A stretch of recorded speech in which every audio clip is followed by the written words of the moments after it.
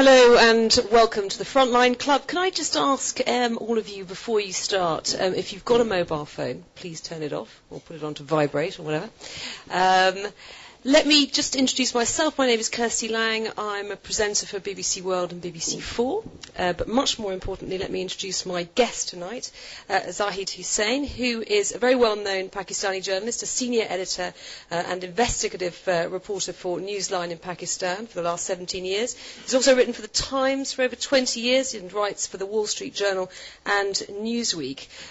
I've been told that he is a walking encyclopedia of Pakistani politics, and if you're a foreign correspondent going to Pakistan, actually I probably shouldn't say this, he should be your first port of call. He has also been an incredibly brave journalist. He was imprisoned under Zia for 3 years as a student activist, but he's also one of the few Pakistani journalists prepared and has always been prepared to be critical of the government, which is quite a rare thing. So he has blazed a path for freedom in Pakistan for many years at enormous personal risk. We are here tonight to talk about his new book, Frontline Pakistan, which has just been published by IB Tauris. It deals with Pakistan post 9/11 and very specifically with the choice made by Pervez Musharraf, the President, to side with the United States post 9/11 and the consequences of that decision, both to Pakistan and also to General Musharraf. Now, Zahid's in a unique position to write this, not only because, of course, he's been an observer of the Pakistani political scene for so long, but he also went to Afghanistan in November 2001, soon after the US airstrikes began, not in a burqa like John Simpson, but posing as a doctor with an NGO. And again, very, very risky business. Let me just tell you about the structure, actually, of tonight's conversation. I'm going to talk to Zahid about the book, of which I've read most of it, 3/4 of it, and it's an extremely good read. Let me say that. And I don't say that about every single book I read. It's nice and short, and it's a good read. It's a good page turner. And that's, I felt that I'd learned a lot, as well as it being very enjoyable. But anyway, so I'm going to ask Zahid questions about the book, but I'm then going to throw it open to questions and answers from the audience afterwards, so you'll have a chance to talk to him yourselves. So let me start with the fact that I understand that you actually finished this book quite some time ago, but the publishers kept it back because there was a bit of a competition from the subject of your book, Musharraf, who also had his own book out. Well, I don't think they kept it back, but I wanted to come out before that, and probably they're right, because when Musharraf's book came, obviously being president of Pakistan, everybody was curious to read his book, whether they liked it or not. But in a way, actually, the way it was publicized, so it was a wise decision to bring out later, and probably that it was the right time for that, because everybody has read Musharraf's book. Now they wanted to know about the real truth. Because so I think probably that made the book much more timely and much more pertinent at this point. Okay, so how different is the picture given in your book? Well, I think it's basically interpretation. It's a very hard thing to write a book by a sitting president, and one cannot expect him to say even 1/10 of the truth. Sorry. And even the president who had retired, like, for example, Clinton, who had written a book after 4 years after he stepped down as a president, completed his term, rather. But still, like, when you read this book, there was nothing, but it sold hugely.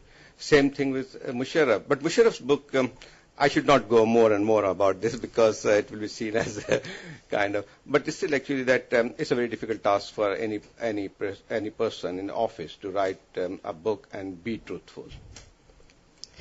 Now, I was very interested by how your book, although I've said it concentrates on events post 9/11, what you have done is gone back into recent Pakistani history to explain why Musharraf is in such a difficult position today internally within Pakistan.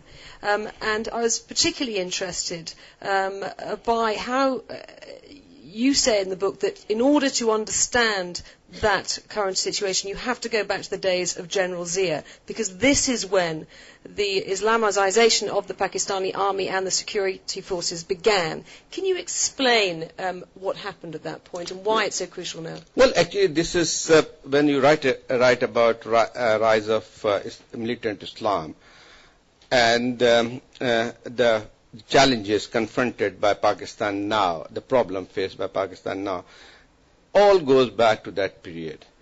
That was a period, I would say, when everything was happening. First, because of the Soviet invasion of Afghanistan, Pakistan suddenly became a frontline state. And that was a time when we saw American-sponsored jihad being fought in Afghanistan.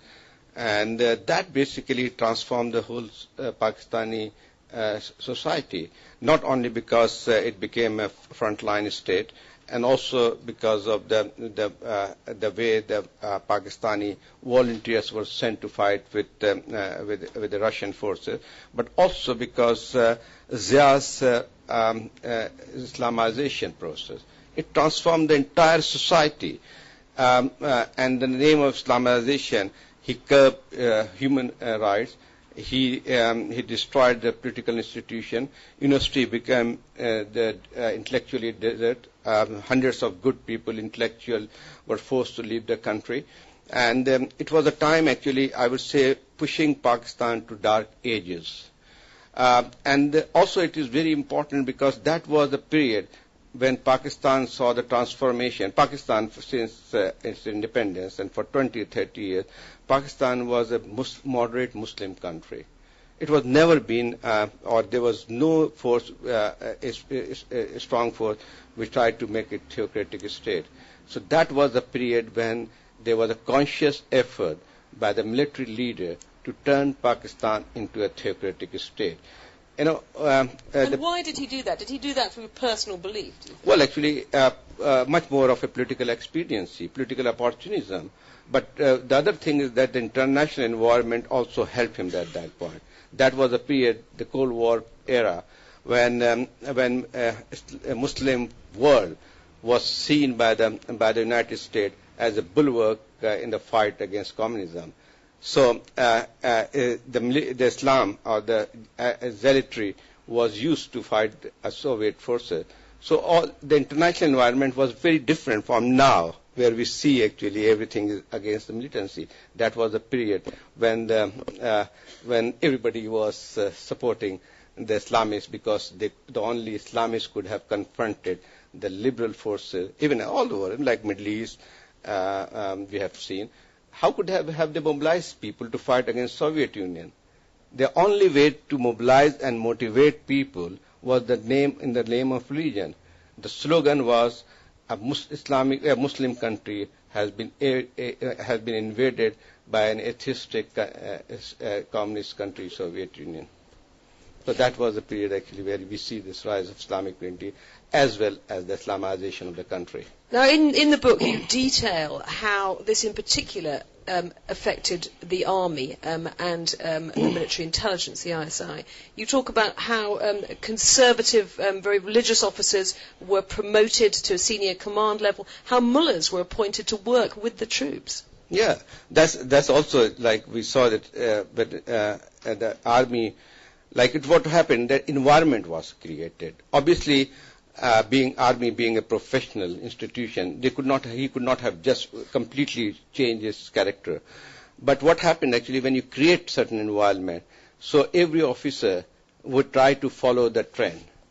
Like, for example, earlier military messes, army messes were known for, typical British-style messes, because Pakistan Army was a part of the former colonial British Army. So they also had inherited those traditions.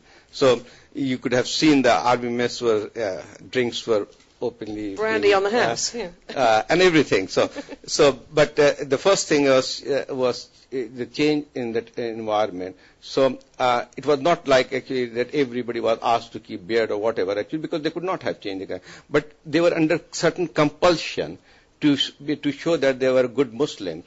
And obviously, when their promotion comes, they all see to it that they look actually their record shows that they are practicing Muslims. So basically, it was not that it became obligatory on the officers to go and pray in the mosque, but as a trend was set, and that atmosphere was changed. Like for example, some of the officers even in the earlier days would go to pray in mosque, but it was never seen as obligatory. But what happens that everybody was under compulsion to go to mosque and at least to show their officer that they are good Muslim. And they're a very opportunistic trend also. It was not, I think probably quite a lot of officers really did not believe in that kind of Islam or regimentation. But they did so for opportunistic reason. And that's what I actually say, that when the environment changed, we also saw that same officers has started changing about they were completely changing the attitude. So that's what I'm saying. And also the role of the ISI is very important, and one has to understand what really happened. Because ISI became such a huge organization because it was a partner in the court CIS. The ISI being the Pakistani intelligence service. Yes, it's a military intelligence service. And because its role had increased so tremendously when it became the crucial partner in the CIA's biggest ever covert war in Afghanistan. That was a period when billions of dollars were coming into Pakistan from not only from the United States but also from Saudi Arabia and other Middle Eastern country. So, but one thing, Zia was shrewd enough to at least dictate one condition to the Americans.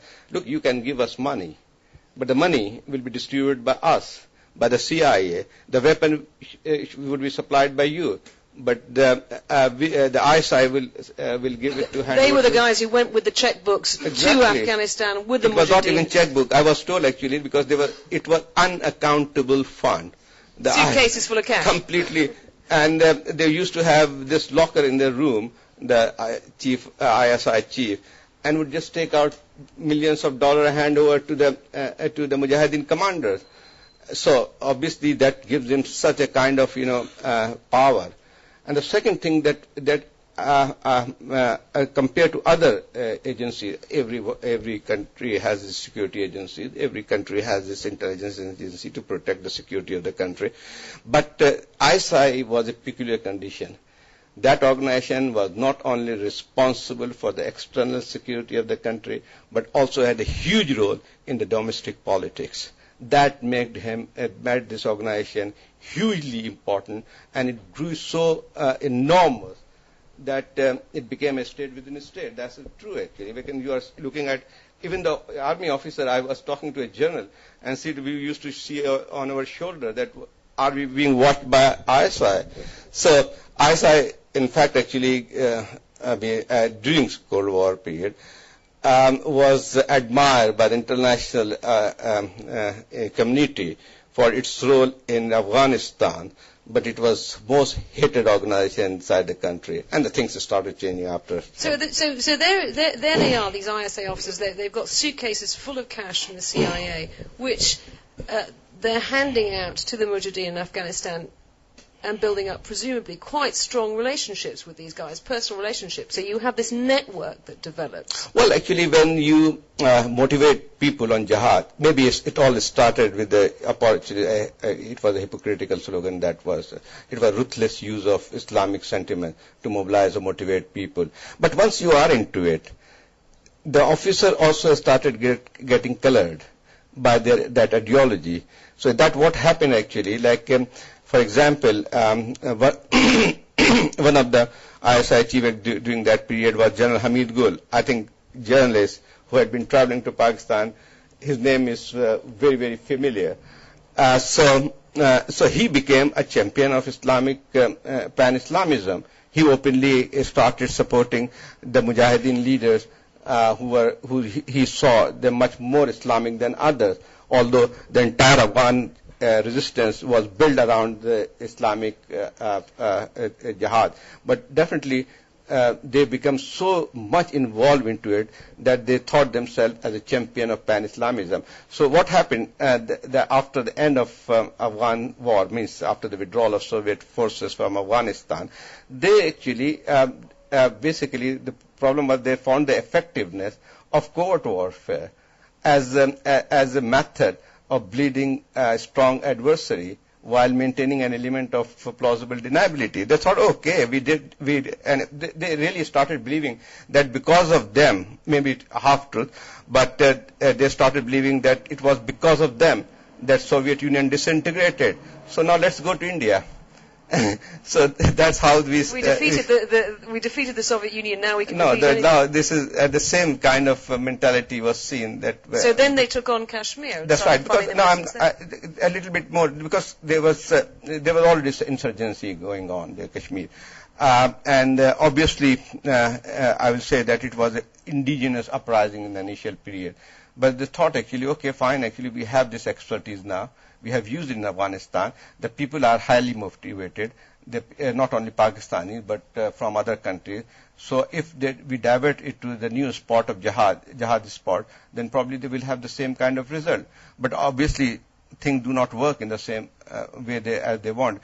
But exactly same way that there was an issue in Afghanistan, there was a country was invaded. People wanted to fight occupation in Afghanistan. Similarly, Kashmir also provided a conducive environment where they could use that same covert war method. But obviously, then they thought, and then some of the officers became so fanatic. There was another chief of ISI who had a huge beard. Javed Nasir was his name. And he saw himself another visionary, and at one point, the ambassador of Egypt, Algeria, and some other Middle Eastern countries complained to Pakistan that he was supporting the Islamist rebels in their country. So he thought actually now he was going to liberate every country. So that was the situation where we had this kind of people, mad people, controlling the destiny of this nation. Well, yes, I mean, you talk about in your book how the ISI became extremely friendly with Al-Qaeda in Afghanistan and used its training camps to train militants to go to Kashmir. Well, actually, one has to go back a little bit. It was 1980s when all Arabs from Saudi Arabia and other places start coming in. They were all actually encouraged by their government, not only by their government, and also by the Americans. If you look actually when Osama bin Laden came, he was just 23 years old at that point, coming from a wealthy background. Everybody knows about the bin Laden family's huge wealth. And he came and he had the blessing of Saudi royal family. And that was when he went to fight against Soviet forces. That was the time when he also was linked by ISI, because everyone actually had something to do with the ISI at that point, because they were the supplier of weapons, they were the supplier of money, they were actually providing the training. So at that point, obviously that link became strong. After 90, disintegration of Soviet Union, end of Cold War, the American objective has completely ended there. They had their purpose resolved, so they had anything to do with Afghanistan. So at that point, the strife in Afghanistan continued. So Arabs were also part of it. But when Taliban came, so Pakistan was behind. I'm not saying that I'm not this person who would say that Taliban was creation of Pakistan. It was actually because of the situation there, but definitely it was supported later on by Pakistan, and one of the reasons for their success, not all actually, because any party, any group cannot fight their battle only because of the external support. But definitely Pakistan, ISI was completely behind it. So that was also a period when they needed support of Arabs. Arabs were there. And it was, I'm talking about 96, 97, 98. Osama had already was back in Jalalabad in 1994, just before Taliban captured Kabul. So he was there. So all the Arabs started coming. So at that point, Taliban were our not client, but basically definitely our friends or whatever. And they also provided a base for the Kashmiri fighters for the training. Where would they get training? So obviously those camps which were set up by the Arab Mujahideen, they were used for the training of those Kashmiri militants. At that point, until 1998, obviously nobody was bothered about Osama bin Laden. Nobody had heard, people have heard about it, but basically he was still not target of, but 98 changed everything when after the bombing of U.S. embassies in East Africa, which basically the first link with Al-Qaeda. So, and then Clinton bombed coast camps, almost all the Clinton ordered the bombing in Afghanistan of the exactly, and all the camps. people who were killed there, because Osama might have tipped off, but he was not there at that point. Was he tipped off by the ISI? Well, do you think? It's $100 million question actually, and everybody. So who tipped him off? So definitely.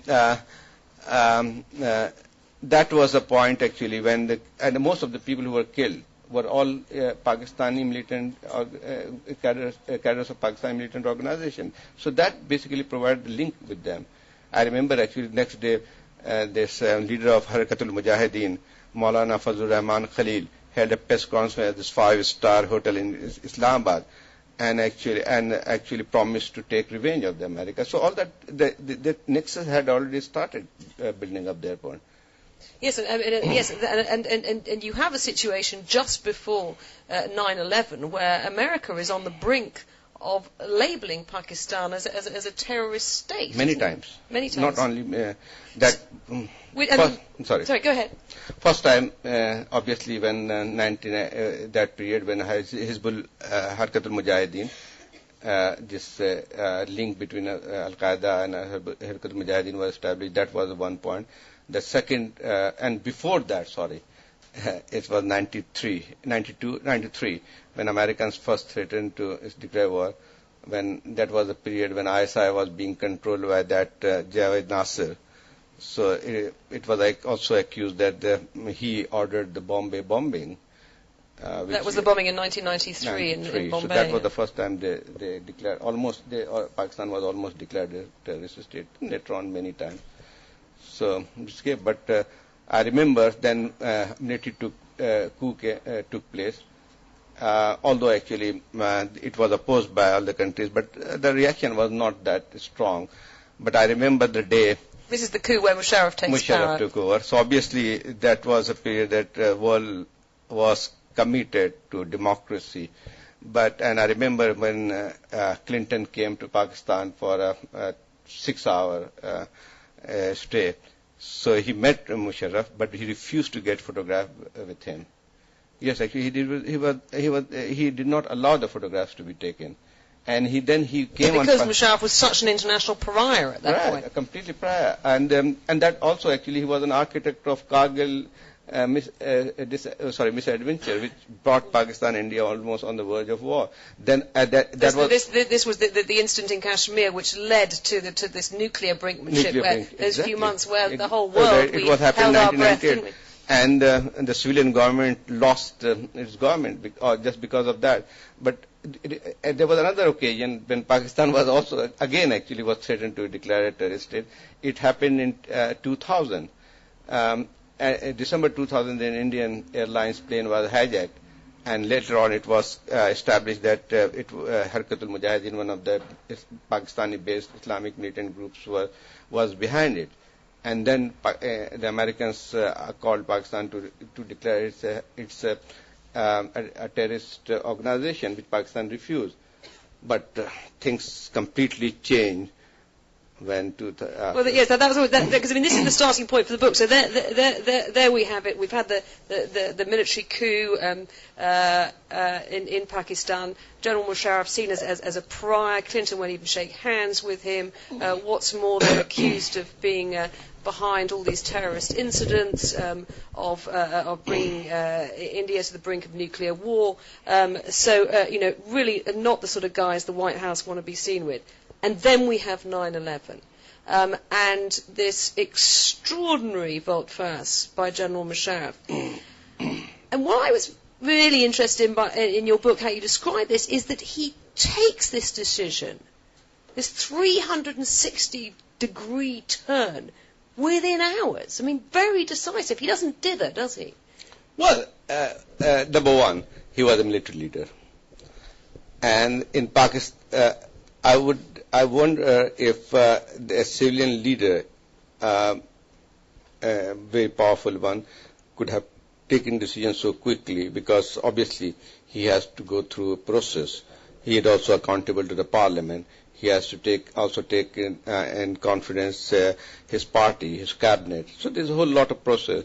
I'm not saying that he would not have taken the same position. Obviously, there was no choice for Pakistan. But for military leader, the final arbiter of the fate of Pakistan, it was much easier for him to take decision. But it was a difficult decision, no doubt about that. I will also explain a little bit more. It was a 180-degree turn only on Afghanistan. Support to Taliban was withdrawn, and that was also, it has a huge implication, though he was in a position to take a quick decision. But if you might have seen, the army was still not prepared. The top generals were still not prepared to go along. Well, yes, I mean, as you say, okay, 180 turn, but you as you describe in your book, this is an army which has become very ideological, very politicized, very Muslim, many of whom see the United States as a kind of antichrist. Sorry, that's the wrong expression there. Whatever the Muslim equivalent is,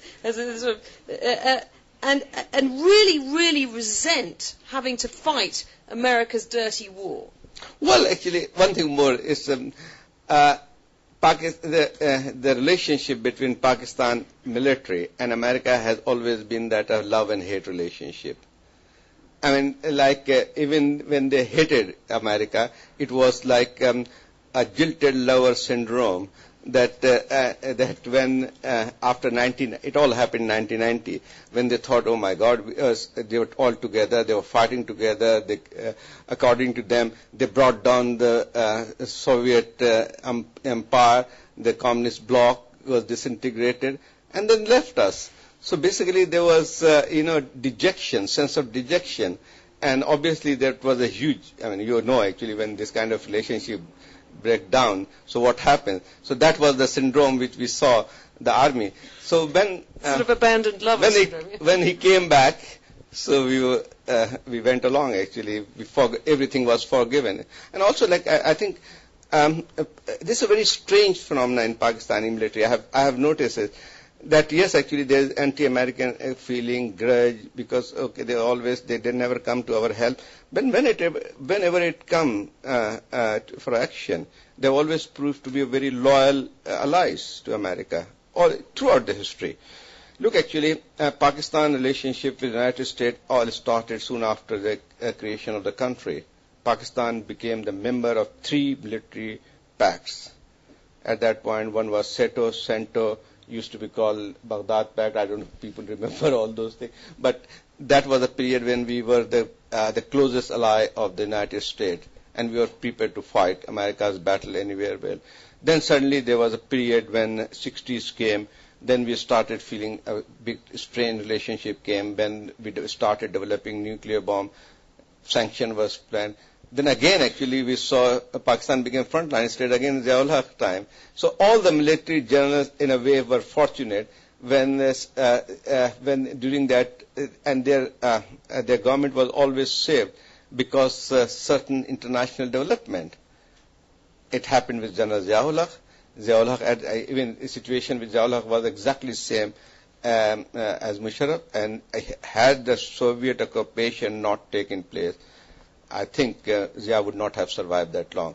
So it is true that when people say that Allah, 3 A's when they talk about, it's quite true about Pakistan. They always see towards 3 A's.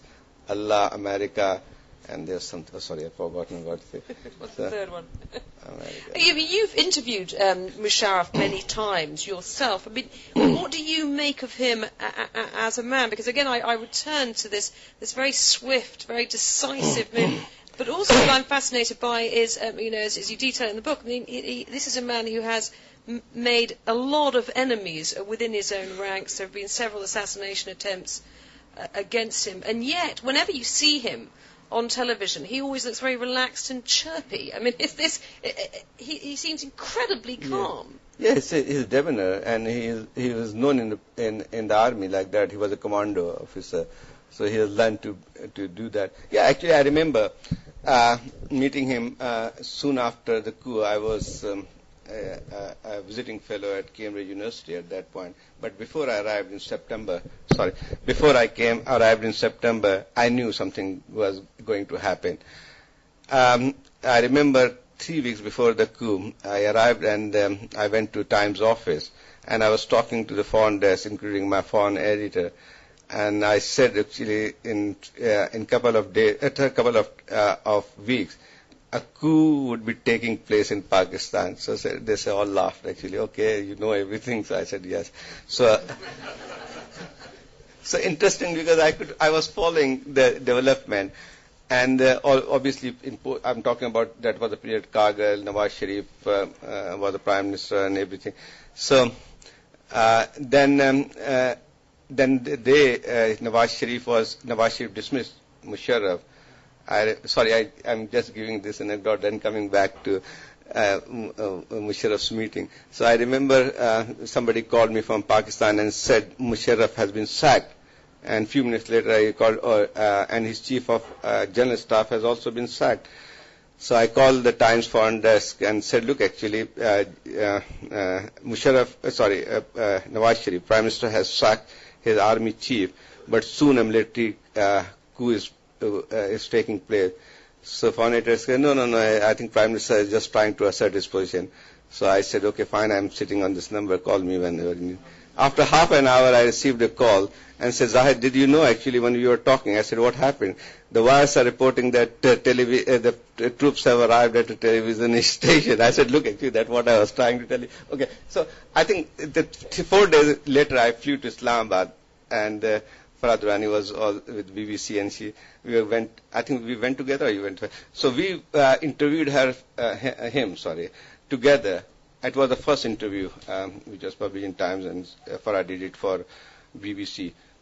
And that point, actually, he appeared very confident, and I understand his confidence, because obviously the military coup was welcomed by people of Pakistan. That's they always welcome military rule, but after a while, actually, when the true color came, they started fire. So that was a time then, and look, his confidence also came because he did not need even to impose martial law. Because what happens in the military takeover, the first thing they do, abolish constitution, curb on the press, human rights are taken away. So all that kind of thing, but nothing had happened.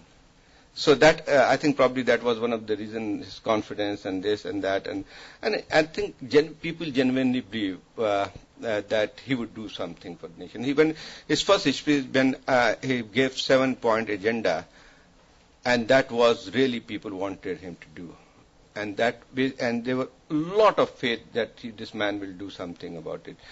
And I remember later on, a few years later, in fact last year, I met Shehbaz Sharif, the brother of Nawaz Sharif, the Prime Minister who was ousted. He was chief. His brother Shehbaz Sharif was the Chief Minister of Punjab.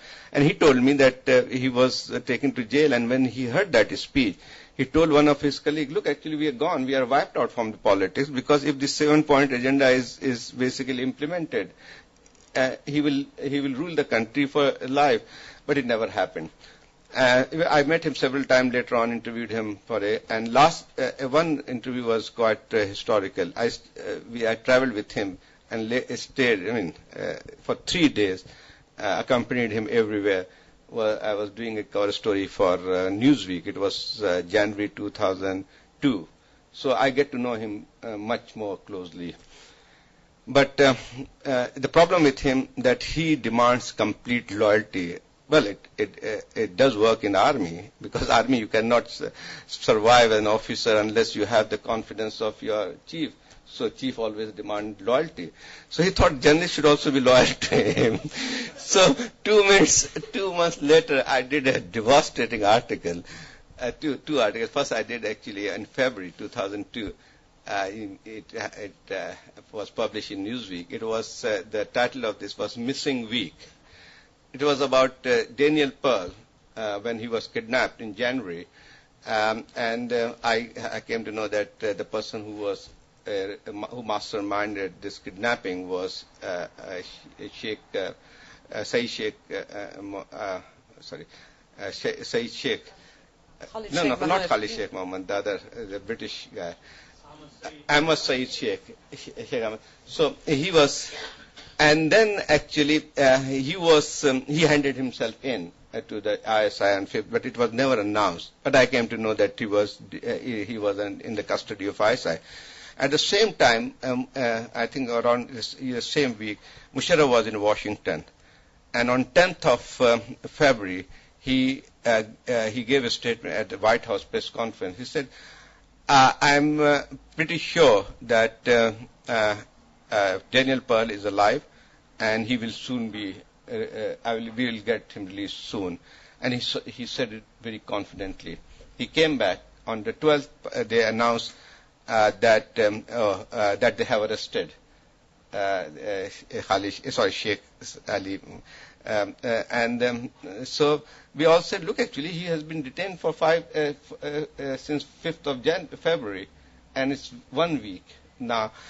So I wrote an article questioning actually when Musharraf, and by then we all knew that he's dead. Pearl was dead.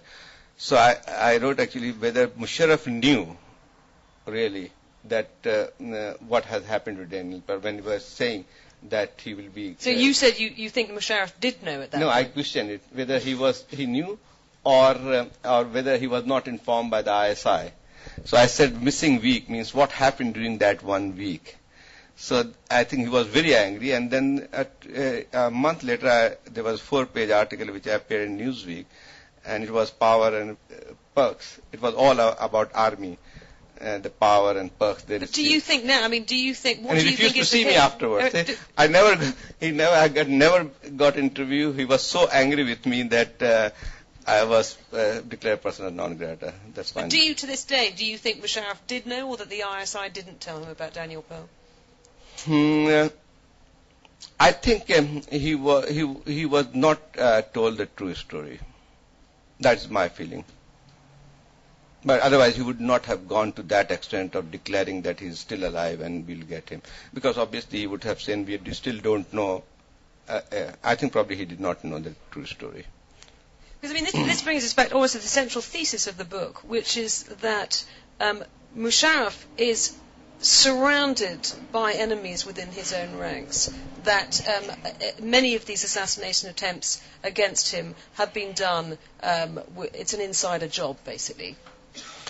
Well, it always happens when you are seen as a champion of, militancy. That man who engineered Kargil, he was actually supporting because when Musharraf came to power, the whole lot of people who were responsible for the coup, we call them Kargil boys. There were 3 of them: Musharraf, General Mahmood, who became the ISI chief, and General Aziz, who was the chief of general staff. So obviously they were seen as and when they took over, the militants and publicly supported the coup. And when they saw him turning around, I mean, obviously they were dejected. And that's one of the reasons they saw him as a traitor to jihad. So that's one thing. But also, actually, Musharraf, if you look at him, his policy was full of paradox. Like on the one hand, as I described here, that he came from a very liberal family, urban family, and obviously he had that kind of bringing up. Her mother was also a working woman, a rarity at that time. She had worked at the ILO. Very highly educated family. One of his brother was in civil service, a Rhodes Scholar. The other was doctor. And so basically that the background I'm giving is a liberal background. So he was one of the officers who had really believed in liberal values.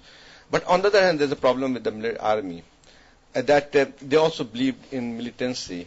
Like this is the way we can get, because Kashmir has always been a raison d'etre for the military.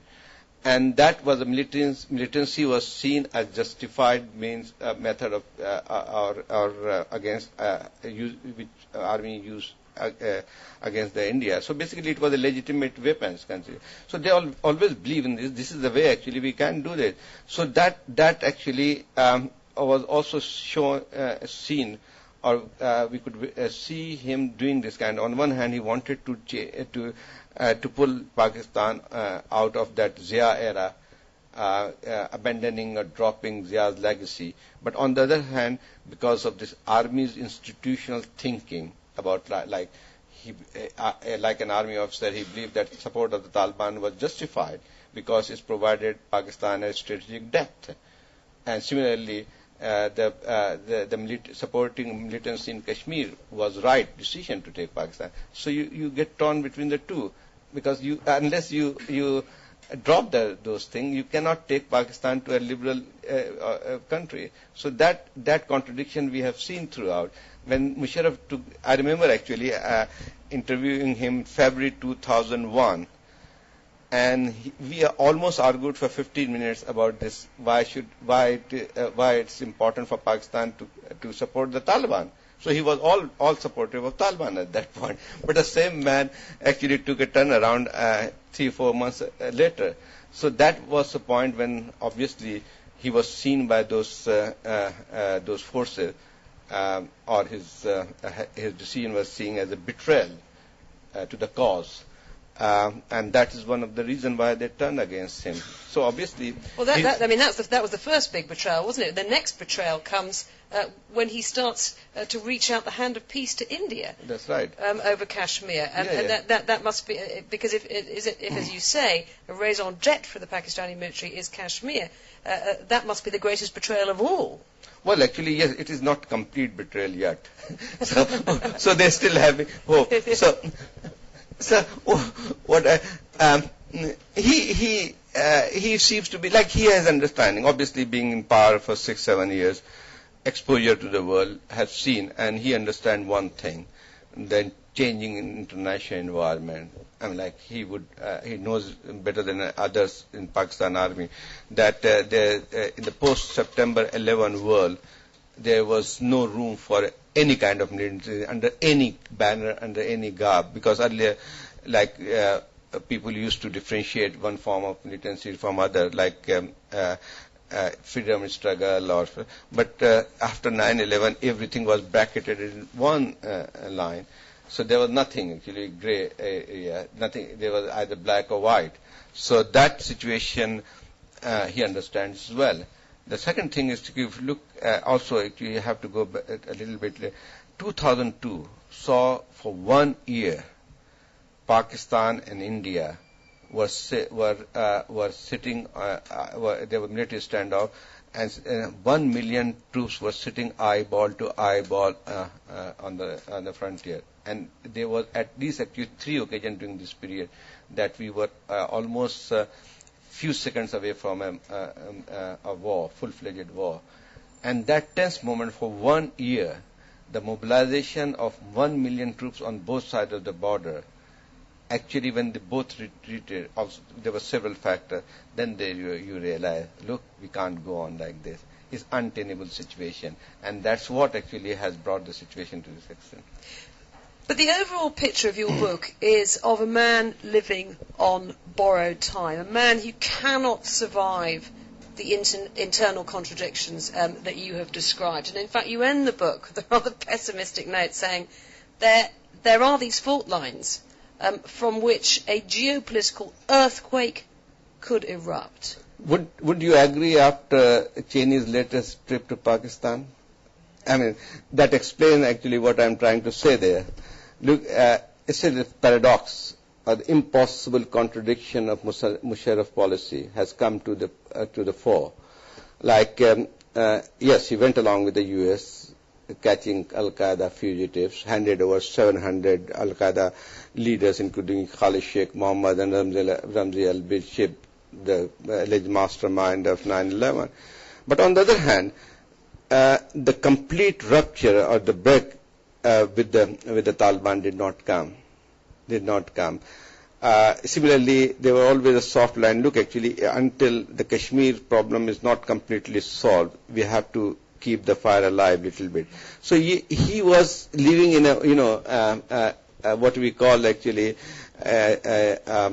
walking a tightrope, doing the same thing actually all the time, watching his military leaders. Oh, am I going too far? All those contradictions actually is are very visible in his. Can he stay on the tightrope? So and he's actually, I always see him riding a tiger. He can't.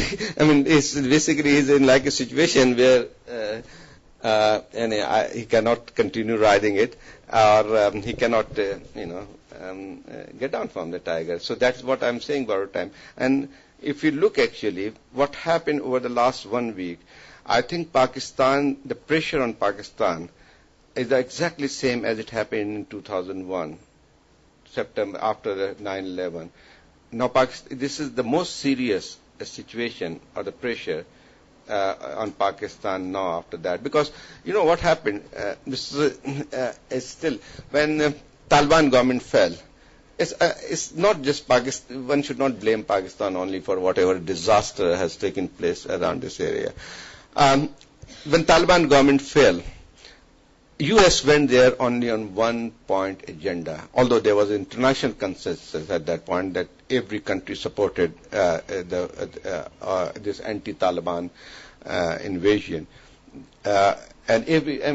Genuinely they wanted the Taliban to go. But Americans typically went with one-dimension policy, 1-point agenda, go after Al-Qaeda. And at the net, actually, 5 years passed and most of you have been traveling to Afghanistan. The lot of common Afghan had not changed. And the second thing is that the result was they killed many. But they also in search in a hunt of Al-Qaeda, they killed hundreds of innocent people, thousands of innocent people. There's a famous story that they tracked down a tall man standing beside a Land Rover, and so said, okay, this is a tall man, and he's got a long beard, and this Land Rover, he must be Osama bin Laden, and they bombed him, and later on they found he was somebody else. And similarly, several villages were bombed like this. And the other thing that they never thought that Taliban will ever be a challenge to them. Until 2004, there was no realization that Taliban insurgency can take place. They completely left those areas like southern Afghanistan, which is now a hotbed of Taliban insurgency, completely.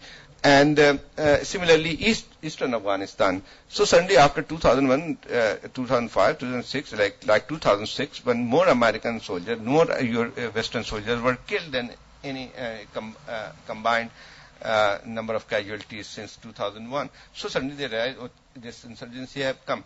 So obviously during that period, Taliban came to Pakistan. They lived there. And obviously Pakistan said, okay, our old clients, why should we disturb them? And that was the period where they got the space to reorganize, regroup, and develop a logistical support. So now we see actually this Taliban as a very significant force and really challenging the NATO and the forces. So obviously Pakistan had become a kind of safe haven for them. But it's basically it's also wrong to say that it's all because of on the Pakistani side. Yes, actually Pakistani side of support was important for them. But now the root is there inside Afghanistan, and which the Americans are not prepared to accept it. this thing, I'll just give you one example of a Taliban commander. I met him about 5-6 months, and I asked him question: how come suddenly you get that kind of support? Suddenly you had emerged as a very strong force. Even everybody has started thinking, oh, there is threat of their return. So he gave me a very good. He said, look, actually, when American forces arrived in Afghanistan, every Afghan thought actually, they were very happy inside. His confession that they thought actually their lot will change, their condition will change, they will bring in a lot of money, reconstruction will start. So obviously they will not support them. And obviously for a retreating army it was very difficult to immediately start off anything. And then and there was awe of American military might. What happened 4 years later is very pertinent. He said, number one, the condition of people did not change. They were exactly in the same, in fact, in some certain way they were worse off. The second thing, he said that the awe of American might had vanished from Afghanistan. Third thing is basically the Afghans cannot see for long occupation of their country. So after 3 or 4 years, they were seen as an occupation army. The fourth thing he said, this was very pertinent, he said each bombing and killing of civilian population added to our support base. He said, now people are giving us shelter. So this is right actually, because Taliban living on Pakistani side, they are also a part of their force. Because I always consider Taliban not solely an Afghan phenomenon, never been an Afghan phenomenon. It was a Pakistan phenomena, a Pashtun phenomena on the both sides of the border. And if you look actually that when the Taliban government was in power in Afghanistan, lot of commanders were from this side of the border, from Waziristan, because they were the same people. So they basically, their struggle came here. So now war in Afghanistan has already extended itself to Pakistan. The second thing is that 4 years later, this Waziristan, North Waziristan, has almost Talibanized. It has become a Taliban land, because what happened, we went, when the operation started, we were not, military had not foreseen actually what the repercussion will be. They went inside, and there were 700 soldiers who were killed. And this was the situation they could not have won. If someone of your, I don't know whether I have traveled, John has traveled many times, he could understand that the terrain.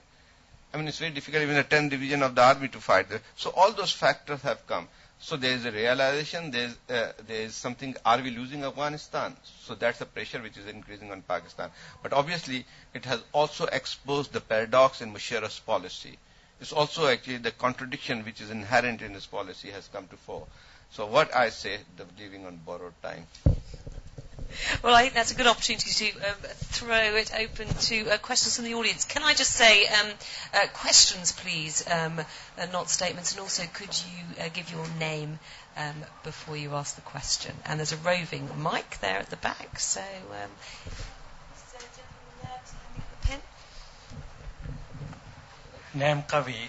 Zahid Sahib, you accurately described that today Musharraf is in the same situation as he was on the 12th of September 2001, particularly with the visit of Dick Cheney a couple of days earlier this week. Now, I put it to you, I was in 1971 in East Pakistan, when I remember a unit of Baloch regiment refusing to fire on the supposed enemies of Pakistan army there on the grounds that they were as good Muslims as we are. How long will it be that incidents like Bajor in October last year, Nawab Bakhti's assassination, how long will it be before the army, or rather the foot soldiers and the lower ranking officers, refuse to obey the orders that Musharraf is now being forced to carry out for the interests of America. I think even hundreds of people are killed in remote areas like, as you said, Bajor or Balochistan. The army will not react to it. 10 people killed in Punjab, they will react. Do you understand my thing? I do. Then that's the thing actually, that Pakistan military has gone and in former East Pakistan or Bangladesh, and you know what happened. I mean, journalists who had covered know what happened there. There was a massacre of innocent people. There was no revolt inside army for that purpose. Then later on, maybe actually one or two units may have revolted. Yes, the soldiers coming, and officers from East Pakistan, they did revolt. But was there any reaction in this part, west, which is called Pakistan? Hardly any. They did revolt actually when Ziaullah, not because he took military operation in East Pakistan, for different reason. For different reason. Now similarly, if you know what happened to Akbar Bukti, not only Akbar Bukti, at the point 80,000 Baloch are living in camps now. They have been displaced. But there has not been reaction within the army. If you ask an army officer, I have been to Balochistan, I have been to those areas. I have actually traveled with Bukti 4 or 5 months before he was killed with his guerrillas. And during that period, I also crossed into the army post, and I was just chatting with them, and they all really believed, they were made to believe that they are enemies of Pakistan. So that's it. But basically, same thing in Mr. Bhutto, when he was power, and when army was called in, there were several people were killed in other places. There was nothing happened. But when there was a firing in Lahore, several brigadiers resigned and refused to allow for the military operation. So I don't think the army is going to. And if you look at the structure of Pakistani army, it's a very hierarchical army still. Everything comes from the top, and they have to follow the orders, and that's basically the training is. But definitely when their interests directly clash, then they react to it, not when the people are killed. Gentleman there with the beard in the corner. Beard's on purpose. It's not a very good disguise in this company.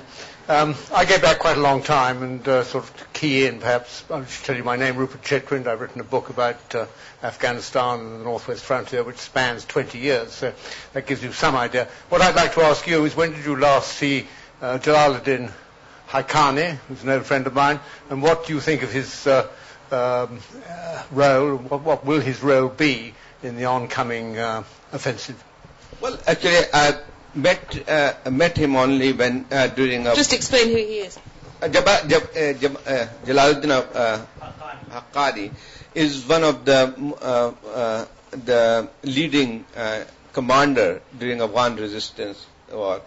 And then later on, he joined the Taliban forces when Taliban came, much later actually. In fact, he did not join them immediately, but later on, and he became a very important, in fact, actually, he joined them, I think, a year before the American... Of the amnesty, in fact, when the Americans offered an amnesty to Taliban, who would turn, and he was one person who turned back, which convinced me that he was in the pay of Osama bin Laden.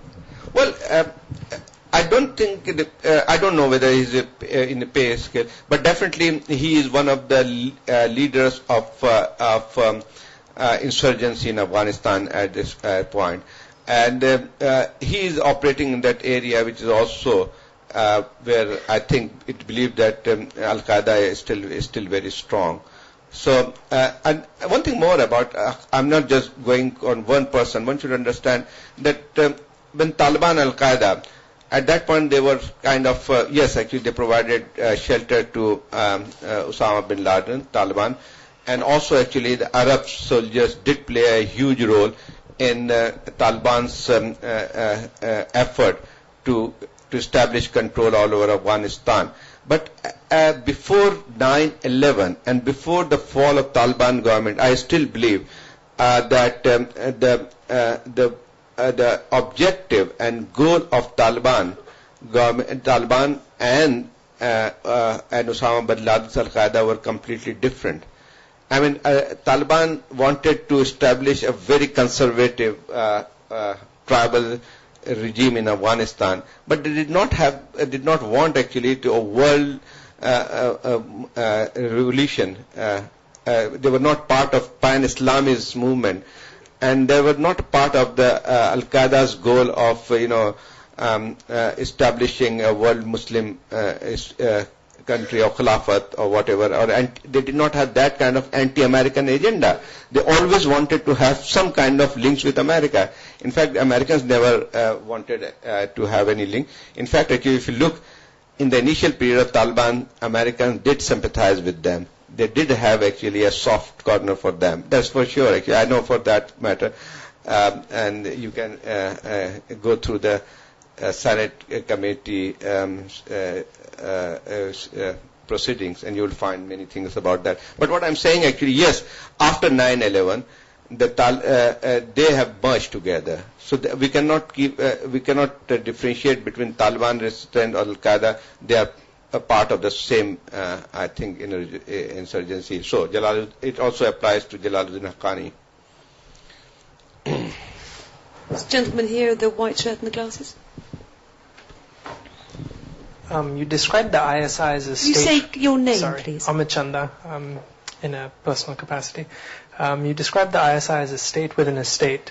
I was wondering if you could tell us a bit about how in any other state there's a plurality of perspectives and agendas. If you could talk a bit about taking the ISI out of the black box and tell us a bit about what's happening inside the organization in terms of viewpoints, competing agendas, and tell us a bit about how institutionalized the role of Islam is within the ISI. Well, I think a bit understanding. When I say a state within a state, I mean actually when any organization had such power and such an extensive area of activity, so they become much larger than life. That's what happened with the ISI. But ISI is not completely free free operator, but it's basically an extension of the army. And unlike other spy agencies in other countries where they have actually they have a proper people have career there, they join an organization. ISI is not. Only 20% of its officers are from what we call permanent cadres. Otherwise, 80% of officers are from the army, and they come there on a rotational basis. They come in for 3 years and they go back to their regiment. So it's an extension of army, and in a way actually it also serves the policy and interest of the army, in fact. So it is not like actually that it's is a free actor that way. It's not, but definitely. But obviously when they are in the field, when people are in the field, and when they are actually given a free license, then also that colored. So it's not like that ISI Islamized.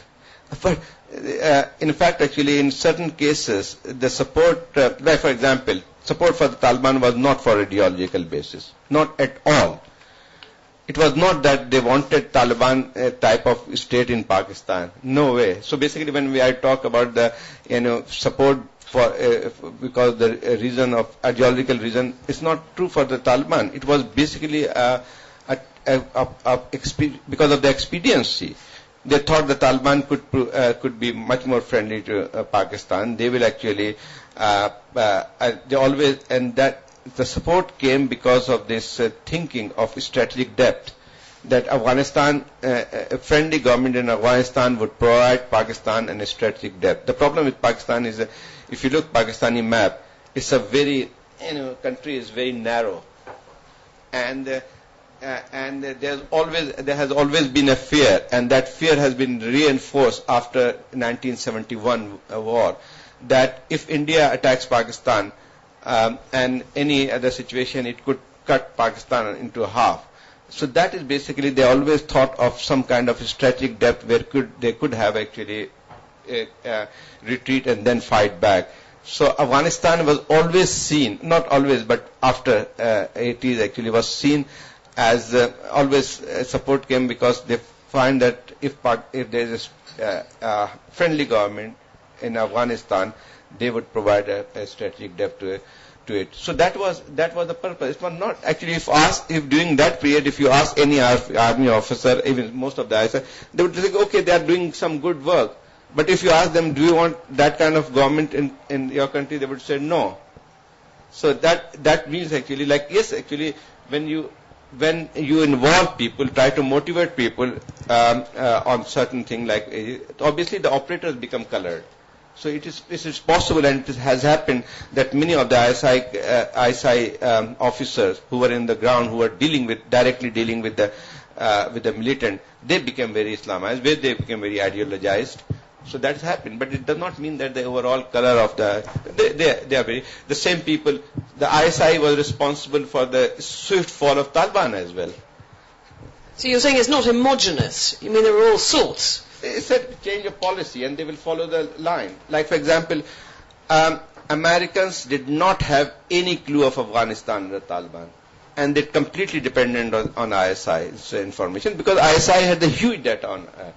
And that's one of the reasons, I think, if you ask any American leader, they will say yes, they will admit it, that ISI's support was crucial for them for the defeat of Taliban. I'm not saying that swift defeat of Taliban. They were always actually the use of massive armed military might would have anyway actually destroyed Afghanistan. The Taliban would not have been able to resist anymore. But definitely ISI's role has been crucial.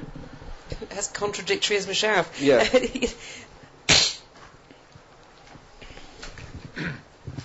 I'm Iraj Bagherzadeh, and I'm proud to be the publisher of your book, which you, of course, have very kindly agreed to sign copies of afterwards, but enough of the commercial. Riding a tiger and living on borrowed time. Now, this is a tiger that is a nuclear-armed tiger.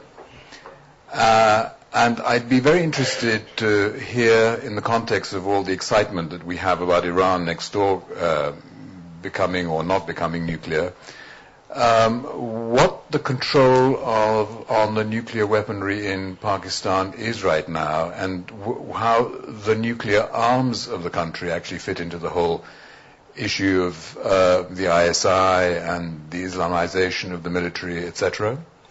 I don't think there are any threat to or any danger of Pakistan's nuclear arsenal falling into the hands of Islamic fundamentalists. There is no question of that. That's what I'm saying, the paradox of Pakistani policy. Like, they use ruthless use of militancy as just actually as an instrument of policy. But on the other hand, they always are very watchful to see actually whether the army ranks and file, like, yes, Islamized, officers have been Islamized, but they look to see that it does not actually be completely been taken over by those officers. And now they have actually, for last 4 or 5 years after the national, they have developed a whole structure, a command and control structure, and I don't think that it is going to be fall in the hands of Al-Qaeda or terrorist organization. It is not there. Like, for example, army still remains a very organized and disciplined institution. Although it's developed a huge stake as and has developed economic interest, but it still remains a very professionally organization. And there's a lot of paradox and contradiction, and that's what I'm saying. So there's command and control structure, and it's as sophisticated as in other, like in India and other countries. So, particularly this thing have come after 2002, 2003, when this all this scandal of nuclear proliferation and involving Qadir Khan emerged. Then there was a lot more pressure on Pakistan to do that kind of thing. So I don't think that is possible. Oh, there's another why we can have another scenario Yes, actually, I have in my book I have written that there is no danger of Pakistan falling under the control of Islamic fundamentalists, but the real danger is that fragmentation. If we do not act now, there's a genuine danger that a part of Pakistan come under the influence of radical Islam, like for example frontier, I'm talking about northwest frontier province and a part of Balochistan province. But if you look actually, Pakistan is, if you really, people who have seen will agree with me, that is full of contradiction. On the one hand, actually we see North Waziristan becoming Talibanized, a part of frontiers also being influenced by this, ruled by mullah. But when you come down to Punjab, you will find a different world altogether. If you go to Sindh, there's a different world altogether. The rest of the Balochistan, apart from that area, is a different kind of thing. So there is no, the Islamists do not have much kind of influence. And the power center of Pakistan is Punjab, not frontier. Okay, well, let's take two questions in one go, because we're going to have to wrap up, and then if you could answer them both.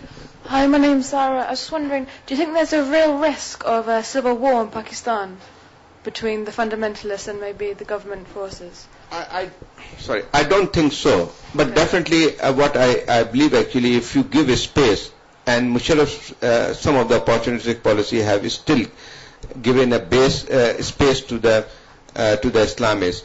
But I think the best solution for this purpose, if you allow a democratic process, I think that's the best way to keep out the fundamentalists from the politics. If you look at their influence, even the last election where we have seen the huge support, when we saw that MMA emerging as a strong political force in Pakistan politics, as the third largest bloc in the parliament, and having complete control in one province, Northwest Frontier province, and a coalition partner in another province.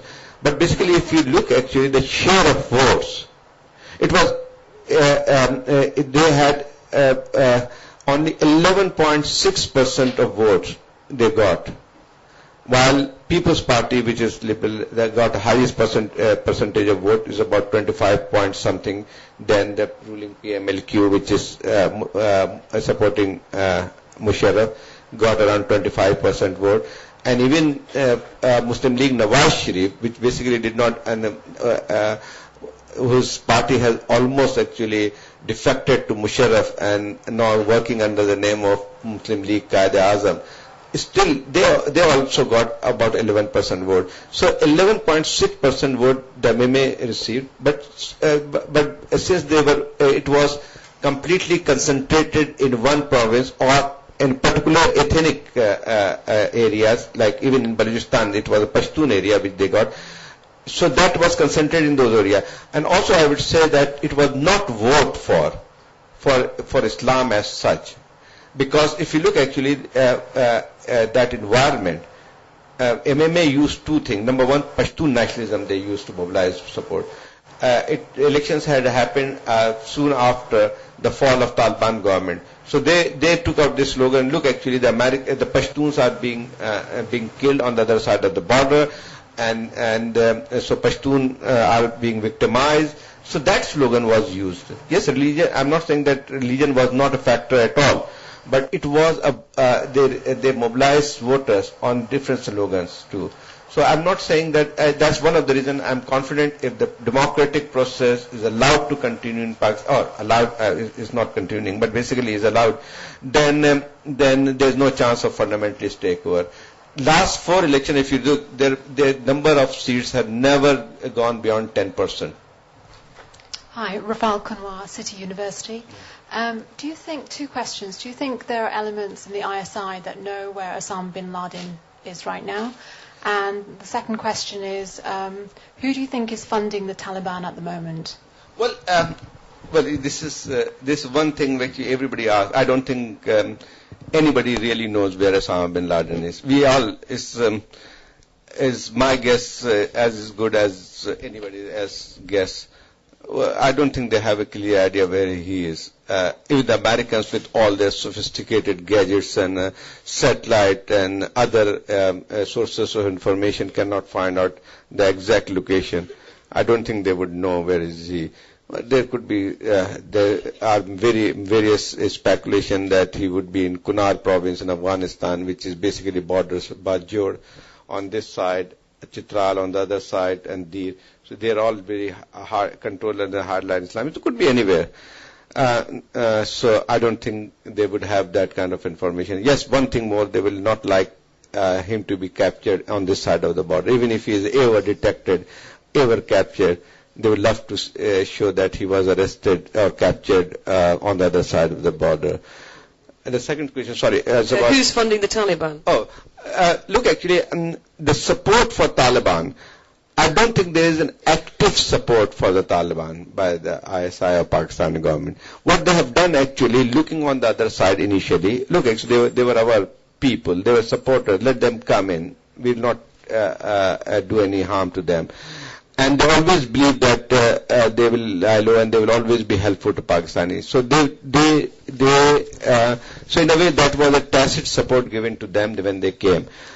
At the moment, I don't think there is an active support from Pakistani military establishment to Taliban, but definitely a support from this the provincial the parties which are part of the provincial government in frontier. They are basically fully behind it, and particularly in Balochistan, I've seen myself actually most of the madrassas in the border area run by JUI, which is a part of the MMA and which is again a part of the coalition government with the pro-Musharraf party. So that support is huge. And the number two, actually, don't underestimate the support which is provided by the banned Pakistani militant groups. They are still very much active. They are operating, and they are getting a lot of support, because what happened, they have not been cracked down on the Pakistani militant groups. The third, actually, which I've known, and I have, because it is information which is basically the Taliban are openly giving. It's a huge funding coming from the Gulf and the Arab countries, not through the government channels, but definitely from the private sources. They are still receiving huge funding from them. Well, I think that's all we've got time for, so I'm going to thank my guest, Zahid Hussain, and also just to make a couple of announcements. His book is Frontline Pakistan, and he will be signing copies. And also, just to say about the Frontline Club, talks like this happening all the time. If you haven't been before, do sign up for the database, and you can get emails telling you what's coming up next. Thank you all very much for coming, and thank you, Zahid.